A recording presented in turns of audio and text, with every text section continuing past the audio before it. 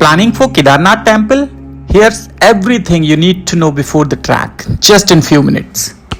नमस्ते, मेरा नाम राहुल शर्मा है और मैं एक कंटेंट क्रिएटर हूँ।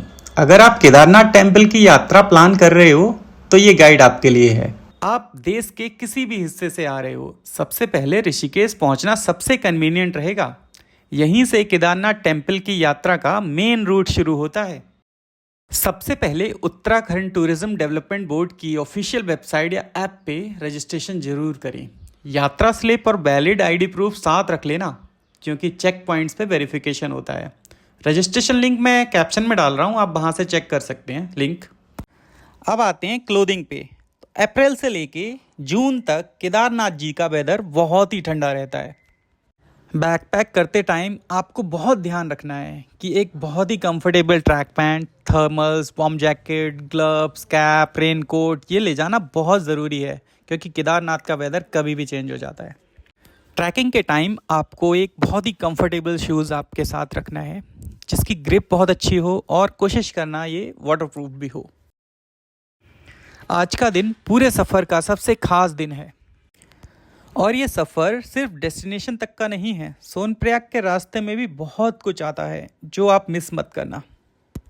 लगभग 2 घंटे चलने के बाद हम पहुंच गए देवप्रयाग, जहां अलकनंदा और भागीरथी का संगम होता है। वहीं से मां गंगा अपनी असली पहचान पाती हैं। देवप्रयाग सिर्फ एक जगह नहीं, एक एहसास है, शांति का, श्रद्धा का और कुछ पल खुद के साथ बिताने का। देवप्रयाग से निकलने के बाद कुछ घंटों का सफ़र तय करके हम पहुँचे धारी देवी। माँ धारी देवी का ये पवित्र मंदिर, जिसे पूरे क्षेत्र की रक्षक माना जाता है। यहाँ रुकते ही एक अलग सी शक्ति, एक गहरी शांति और डिवाइन एनर्जी महसूस होती है।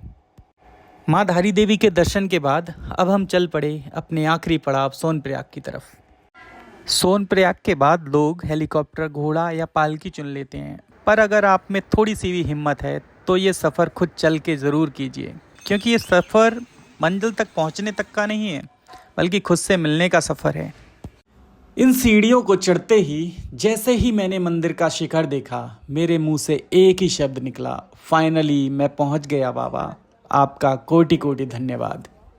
मंदिर पहुंचते ही मेरा सभी को एक सजेशन होगा, आप तुरंत ही मंदिर दर्शन लाइन में लगें। अगर कम लाइन है तो बहुत ही अच्छा है, थोड़ी ज़्यादा भी है तो आप कंटिन्यू रखें, लग जाए लाइन में। प्रो टिप दे रहा हूँ आपको, अगर आपको और भी अच्छे से दर्शन करने हैं तो सुबह 2 बजे लाइन में लग जाना, आराम से दर्शन होंगे।